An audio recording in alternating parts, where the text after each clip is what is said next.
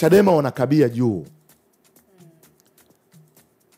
Chadema wanaweka hoja kwa wananchi. Unajua hakuna namna nyingine yoyote ile. Hoja inajibiwa na hoja. Kwa mfano kulikuwa kuna issue ambayo Chadema wanaendelea nayo ya no reform, no election.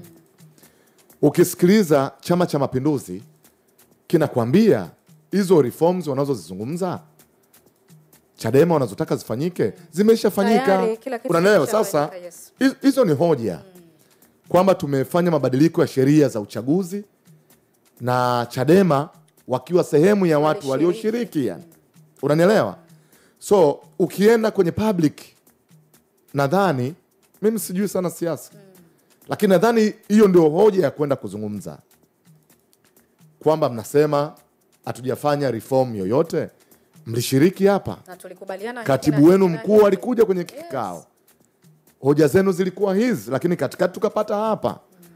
Nilidhani hoja kwa hoja ndo njia bora ya kufanya siasa zetu kuliko hiki ambacho nimekisikia kutoka kwa kakaangu mwenezi wa CCM.